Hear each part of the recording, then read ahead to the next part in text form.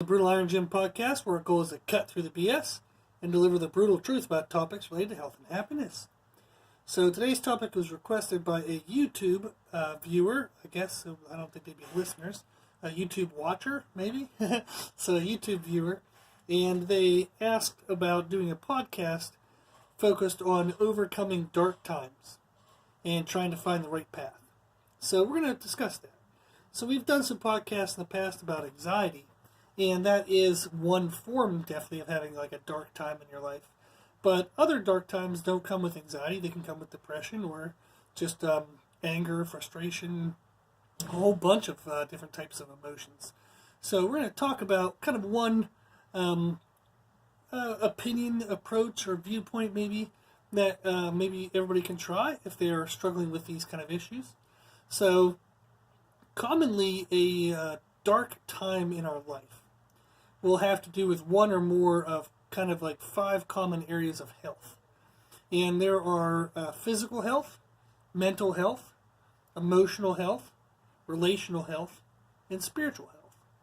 And at any one time, all 5 of those areas of health are kind of fluctuating. You know, maybe it's coming up on summer, as it is right now, so everybody wants to have a six-pack abs, so they're going to push really hard on like the physical health. But maybe that takes time a little bit away from friends because you want to go to the gym and you want to start eating right. So maybe your relational health kind of goes down. But then when summer comes and you've either gotten your six-pack abs or you've accepted the fact that you're going to be fluffy for another summer, chances are you're going to be wanting to do cookouts, go out to adventures, go out in the lake. You're going to want to go do things now with your friends.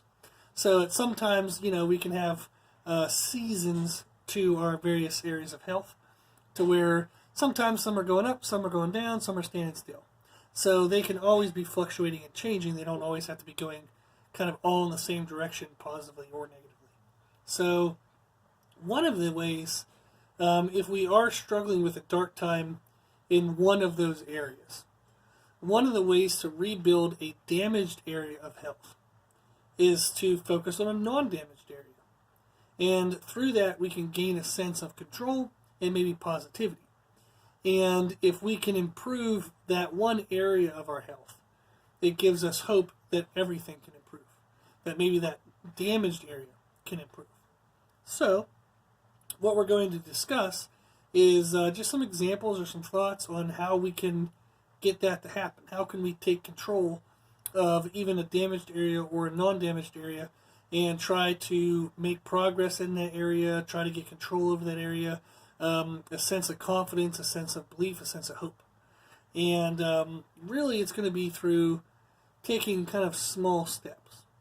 And I know this is stuff that, like, if you read most books about depression, anxiety, and kind of dark times in life, they're going to tell you similar things. And the reason why they all kind of say the same things because they're all kind of like, that's pretty much what works. It's just hard to get ourselves motivated and moving to do that stuff. So let's look at just, I have like 2 examples we can kind of look through. And one can be a relational damage, so damage to our relationship health. And that could be either, you know, breaking up with a loved one, so they're probably still loved, but breaking up with somebody, whether that's, you know, just a boyfriend, girlfriend breaking up, or whether that's divorce. Or it could be even just loss of a family member. So if somebody really close to passed away, that's a relationship that is now lost. And that's actually similar. I was talking to somebody in my past, and they brought to light the idea that when we break up with a spouse, like whether it's boyfriend, girlfriend, or husband, wife kind of thing, that's almost a death. It's a death of that relationship. It's a death of the dreams and the hopes that you had for that person. And I never really had thought of it that way, but that's why breaking up can be so hard, is because it is a death in that sense. So if we are having relational damage, relationship health complications, and maybe that's where our dark time is, that will also lead into mental damage and emotional damage. So out of our 5 areas, 3 of them can just be crushed. And even in regards to sometimes people can blame, whatever their belief of spirituality is. So if somebody believes in God, like a Christian-based God, they might blame God for like that relationship going badly. And therefore they're in relationship darkness, they're in emotional darkness, mental darkness, and now spiritual darkness. And that could be pretty tough, having 4 out of the 5 areas get crushed. And then often if those 4 are crushed, you're not going to be highly motivated to work out or even to eat, let alone eat well. So at one point in time, you can take a big hit on all 5 areas. And something that we can work on, I'm going to give you kind of 2 viewpoints that maybe are options. Maybe one will kind of speak to you more so than the other. But one area to focus on when you're with relationship darkness, relationship damage, is to focus on other relationships. So rather than focusing on a different area of health, just hyper-focus into that one area. What are the relationships that you still have? What are the relationships that are maybe going well for you? So if you lost, a boyfriend, girlfriend, husband, wife, you lost a spouse in that way, maybe you still have your friends, maybe you still have your family. There's still probably people who care for you. And it might not be that depth of care that you wanted from a complete stranger. So I've often joked with people before that whenever somebody says like, oh, well, your mom loves you, and they're like, yeah, it's my mom, they're supposed to love me. Well, not everybody has that. Not everybody has a mom. Not everybody has parents that genuinely care for them. So that is something that should be thought of as special and taken for value. But that is the case is sometimes we'll discredit the people we have because we lost that one that we wanted. And it's hard to then pull back on that depression and recognize that the ones you still have are just as valuable and they can bring you happiness. So there's complications and difficulty when you're experiencing darkness to still look for the light in your life, because it can seem overwhelming of what's going wrong, when in the grand scheme of things, in the grand scope of your life, most likely what's going wrong is only one small area. So, and it's situational, but these are again just kind of giving you ideas. So if I lost a relationship, I can still focus on the ones I still have. So if you have friends and family, learning to kind of spend more time with them, just tell them that you're hurting maybe and say, hey, is there a way we can hang out?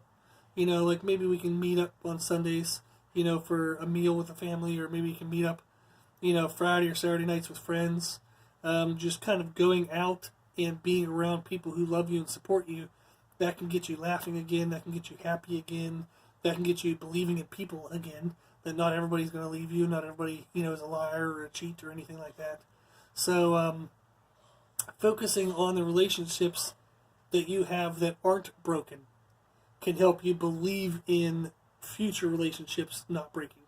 So I've talked to people in the past where maybe their parents broke up, maybe they had friends where their parents were divorced, and they just kind of lost the belief in love. They lost the belief in marriage.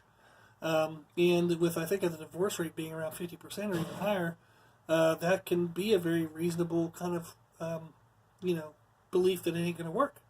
However, if it's 50-50, then there is a chance it can work. So it's learning to look at the positives, learning to look at the things that are still possible, and not losing sight of the good just because of the bad. So that's one idea, is if you're having relationship damage or darkness or having hard times in relationships, is staying focused in relationships, but focusing on the ones you still have. A different option might be focusing on another area, whole area of health. So if you're having a hard time with relationship health and you don't want to kind of uncover those stones and dig into those emotions, you can focus on maybe spiritual health or physical health. So like if it's spiritual health, you can focus on going to a service of some sort for whatever religion you're in.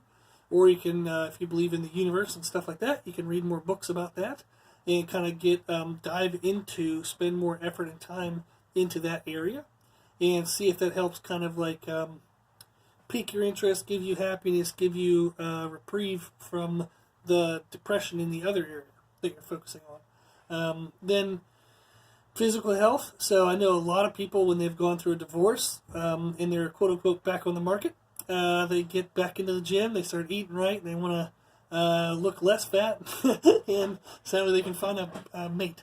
So sometimes that's one area that can help just kind of temporarily get you focused in on something positive. Now, obviously, that can be detrimental to the point where if you take it extreme, but it can help you get out of depression. It can help you feel a sense of control. So if you did lose a spouse and say, oh, I'm never going to find love again, well, if you get in the gym, you start eating healthy, you start looking better, feeling better about yourself, you're going to be more confident, you're going to be more talkative to people, and then all of a sudden you might find someone again, find someone special again. So there are possibilities where if you're struggling in one area of health, that you might need to look into a different area and set daily goals there, set small, obtainable goals that are almost insultingly small. So one of my favorite examples is I was reading a book about habit forming, and the concept of that I'm going to bring up here in this chapter of the book was to pair a new habit with an existing habit. And the author brought up the example that he wanted to start exercising. So he started doing a push-up every time he went to the bathroom. So every time he peed and flushed the toilet, he would drop down and do a push-up. Now, it's kind of gross that he'd be doing push-ups in public bathrooms and stuff, but let's look past that part of the story. And what he did really quick was he realized, okay, it's really freaking easy to do one push-up. The only reason why I wouldn't do one push-up is just because I didn't have the discipline to do it. So it's not like he set a goal of 100 push-ups every time he went to the bathroom. I mean, you're not like a freaking Olympian of push-ups. So that ain't going to happen if you set that goal. But a goal of one push-up is almost insultingly small that there's no excuse why you can't do it. And that gets you over that hurdle. That gets you started. So for him, he'd drop down, he'd do a push-up, and really quickly he realized, well, this is kind of dumb. If I'm down there, I might as well do a couple more. So he set the goal of, say, 10 push-ups. And then all of a sudden that got kind of easy, and he was feeling successful about how he was able to do it throughout the day. So he started trying to do more push-ups. Then he realized, okay, I'm just doing 200, 300 push-ups a day. This is kind of dumb. I might as well do other stuff. So he figured, okay, well, instead of me doing all these exercises in a bathroom, let me just set a morning routine. I'll get into a morning routine. I'll kind of take 20 minutes, do these really cool exercises, full body weight exercises, and then I won't even have to do them throughout the day then when I go into the bathroom. So he used an existing habit, which was going to the bathroom, and paired it with a new habit that he wanted to do. And it eventually led to where that new habit became an existing habit, a continual habit. And what helped him was starting with something insultingly small, like just one push-up. So when you're focusing on trying to get back control over an area of your health, whether that's physical, mental, emotional, relational, spiritual, start with something ridiculously small. So I've talked to people before, and with spiritual health, they've found apps to where it's like a 1-minute lesson. So they'll say a Bible verse, give a little bit of a story or something like that, maybe even a 2-minute lesson or something. But it's something where it's insultingly small that you can't not do it. So they would do it before they went to bed, or they'd do it in the morning when they woke up. They would just listen to a 2-minute devotional. So that was one idea in the spiritual realm. I have another person I know who they write a handwritten letter every morning to somebody of their choice. And I think they only do it Monday through Friday. But they write a handwritten letter just to kind of build communication and relationships with people. So sometimes it's with friends and family. Sometimes it's somebody they have never met. They just kind of saw them through social media, thought they were living life the right way, and they wanted to send them a letter. So that's one thing. So that's a small thing they do every day that makes them feel connected with the world. And that gives them a sense of control in their relationship health and being able to push forward their connection and communication with other people in the world. So there's a whole bunch of, so I'm very fortunate, you could tell by the amount of people I get to interact with, is I get to see a lot of really cool examples that people are putting into practice. But that would be the idea, is if you're struggling with relationships, is you can look into relationships and see which ones you still have and try to develop those well. Or you can look outside of relationship health and look into other areas of health like spiritual and physical, try to set small goals like that, do something every single day, something that just kind of pushes you forward. It gives you, again, a sense of control, gives you a sense of hope that things can improve. So maybe that one area of your life has kind of gone to shit. It doesn't mean that your whole life has to be. So you can still improve those other small areas and kind of use that as a distraction as you kind of mentally deal with the stress of the one area. And then eventually you'll be ready to tackle that and kind of push through those emotions. So that's one example. Another example we have is like a physical injury. So if you have physical damage, so your darkness is going to be in the physical realm of your life, of your health. So that again can lead to mental and emotional damage. And again, it can lead to blaming God or blaming others. So it can lead into like an overall stress everywhere. So that's going to cause a lot of problems for you. So what you can do is you can focus in on the physical area of health. So just like in relationship, we might have lost one relationship, doesn't mean we've lost them all. So we can still focus on the ones we have and believe in the hope of those that there shows promise for the future. Well, if we have physical damage, there is still hope. So instead of looking at what you can no longer do, look at what you can do. So I used to watch, way back when, I used to watch ESPN. They had short videos called E60. And they had little examples of like just positive, feel-good stories that kind of gave you hope and motivation for the future. And one of them I remember was an Olympian cyclist. It was a female. And she got hit by a van during a cycle practice and broke like a 4 gajillion bones, and she could no longer cycle. Well, that was definitely a huge issue for her, because if she was an Olympic level, she'd probably devoted her whole damn life to that.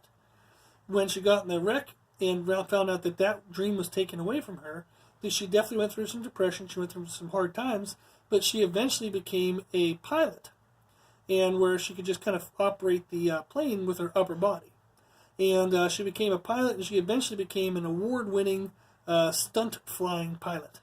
So she was super duper awesome in one area of her life, had her health taken away for a certain aspect, but she focused on what she could still do and developed a whole new awesome, wonderful life in that manner. There's another example of a story where a young guy, they showed him in high school and kind of getting ready for college, where he was really good at sports, really loved athleticism and stuff. So he played baseball, basketball, all that stuff. However, he had a disease in which his muscles began to calcify into bone. And you could tell that that's probably not a good thing. So his physical movement became very restricted. And at the end of the video, they showed him in the back of a conference hall just laying on a blanket and talking through a voice recorder. So everything in his body had kind of shut down. And he could no longer really physically move or physically take care of himself. But what he did focus on was learning more about sports. He tried to become an announcer and an analyst. So he couldn't play sports, but he could still talk about sports. He could still analyze sports. He could still be involved in sports. Now, I do not think I have the strength to do what that young guy did. But when he had one physical dream taken away from him, he still looked at what I could still do. So he didn't get lost on what was taken away. He tried to get lost in what he could still do. And that became his passion. So, like I said, that's pretty amazing that somebody was able to do that. So that's one option, is if you have physical damage, and that's where your darkness in life is don't focus on what was taken away, focus on what you can still do. The other option is to focus on a different area of health, like we said. And you could focus on relationships, for example. So you might have physical damage, and maybe you can no longer do something, but that doesn't prevent you from being able to teach something or being able to share a different gift. So there are tons of stories where somebody has there's comedians who have had physical limitations of various sorts, like Tourette's and other issues, and where they still, they had a physical limitation to public speaking. But instead of being lost in that, they kind of dove into it and tried to figure out, how can I still give back to others? How can I still be involved with others in spite of this? How can I use this actually to make me unique? How can I use this to make me special? So they found other gifts, or they found a way to still give the gift. If it wasn't doing, it was at least teaching, stuff like that. So one example I have is a guy named Lewis Howells. I listened to his podcast called The School of Greatness, and he has a book as well. But he was a collegiate athlete. I think he was even an athlete outside of that level. But very good, like good athlete, but he never became a professional. And he was kind of bummed about that, went through a lot of depression over that, eventually wrote a book called The School of Greatness, and now he runs a podcast where he has people come onto his podcast and share their life stories, and it helps millions of people. So here was a guy who wanted to influence maybe millions through athleticism, but has now been able to still influence millions, but doing it through a podcast. So he had physical ability kind of taken away from him in the sense where he didn't reach his physical dream, but he was still able to find a different way. So he focused on relationships, he focused on giving back to others, and was still able to live an amazing, very meaningful life. So that's kind of the idea, is if we are struggling with darkness in one area of our life, we can look at other areas as well. So we can dive into that single area, find what's still good and still happy in there, find amongst the darkness, find if there's still any light. Now, if we don't have the strength to look into the area that we're having trouble in, let's go to another area. And let's try to foster and grow a different area of health. So if you're having physical problems, look at emotional, mental, relational, spiritual. Or if you're having emotional problems, try to look at relationships or look at spirituality to try to help you bring that out. Or look at physical activity. So that's a great way to kind of burn off stress, kind of work through emotions. So that's the idea, is if you're having struggle in one area and you can't find reprieve in that area, try to look somewhere else and see if that can help you. Okay? So search within that single area that you're having trouble for. Search for light, search for strength. If you can't find it, then look at a different area. Okay? And through small steps, through small goals, try to create light in your life. Try to create hope. So that's the idea. So for me, I've had very small issues compared to other people, but I've talked a little bit about them in past podcasts. I've had 17 muscle tears, torn 7 ligaments, broken bones, had surgeries, I'm blind in one eye, and that used to make me very self-conscious of being cross-eyed, so I'd be afraid to look at people. I was kind of like fat and weak when I was 15. I really didn't like the way I looked. I didn't like anything about myself. And I just tried to work on myself to create a life that I wanted better. So it's actually kind of funny as I was thinking through this. My undergrad is in health and phys ed, so I have a teaching certification in health and phys ed. And part of that degree, you had to do a speech test. And I actually failed the speech test. So I'm actually talking now for podcasts, and I actually failed a speech test.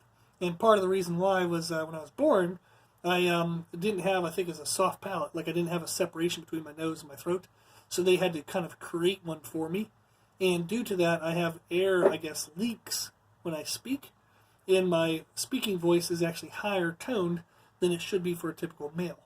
So I was told that the depth of my voice, I guess like the male tone of my voice, is actually between a female and a male. So I do not have a deep male voice, and that was scientifically proven to me, which kind of sucked.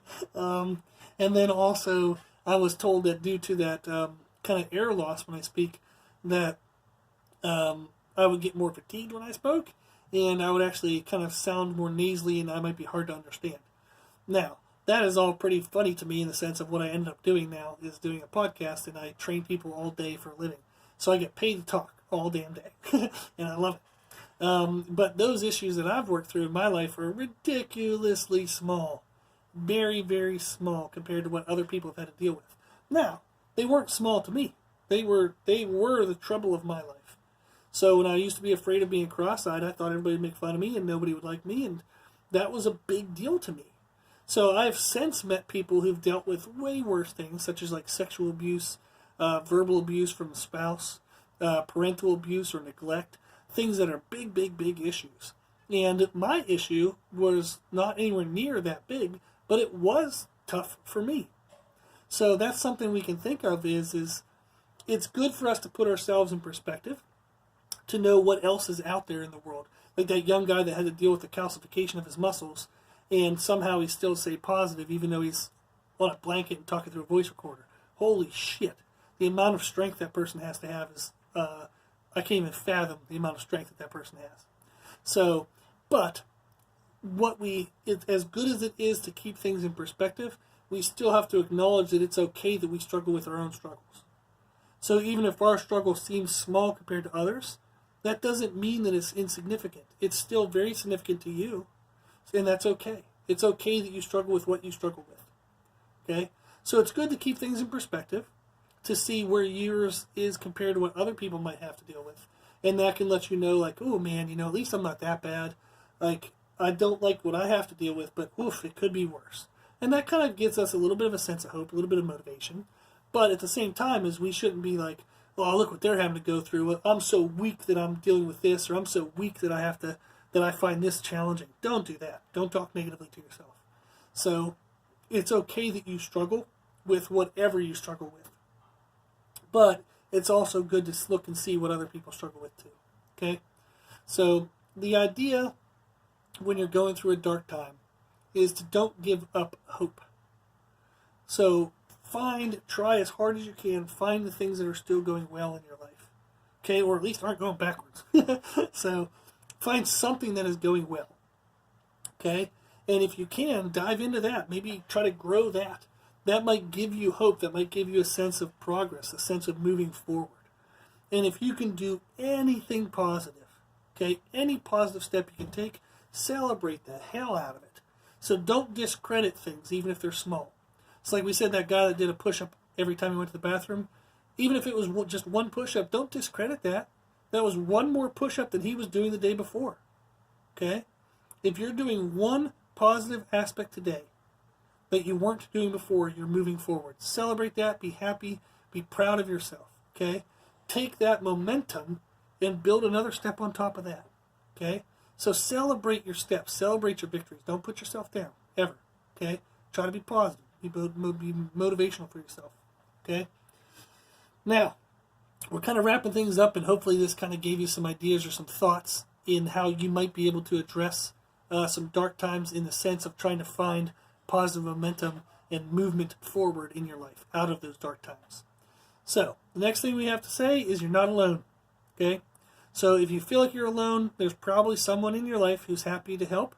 And if you don't feel so, reach out to us. Our email is brutalironjim@gmail.com. I don't know the answer to everything, not even remotely close to that, but I do know a lot of people who are smarter than me. So I know a lot of therapists, I know a lot of psychologists and stuff like that. I know a lot of people who've dealt with certain issues like spouse abuse, sexual abuse, stuff like that. So if you're struggling with issues, I could probably find somebody who's maybe further ahead in their journey, and they can tell you how they got where they're at. Okay? So if you need help and you can't find it around you, shoot us an email at brutalironjim@gmail.com. And then the last thing I want to leave you with is you are already strong. I guarantee anyone listening to this, you have already overcome something in your past. You've already had a challenge in your life, and you overcame that. You have already had to dig deep and find strength before. So if you're in a dark time now, guess what? You were in a dark time before, but you came out of that.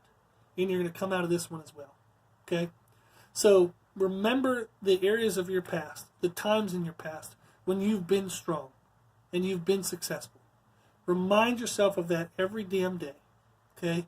Build up that strength again. Believe in yourself to be strong again. You can do this. Okay? So take small steps, celebrate your victories, find help, whether that's through books, podcasts, or people. Just find help. Find information. Okay? You've overcome tough times in the past. You will overcome this tough time. You can do it. Okay? Hopefully this helped. Hopefully it gave you some positive ideas or momentum. And like we said, if you need any help, reach out to us. Our email is brutalironjim@gmail.com. Cool. Okay. If you like this information, you can find more from us on Instagram, Facebook, and Twitter, Brutal Iron Gym. Also, if you like the podcast, please share it with family and friends. So the more people we help, the happier the world will be. And if you have any questions, feedback, or suggestions, we would love to hear from you. So this podcast is for you, so we know what you want to learn about. And you can reach us at our email at brutalironjim@gmail.com. As always, I hope this was helpful, and thank you for listening.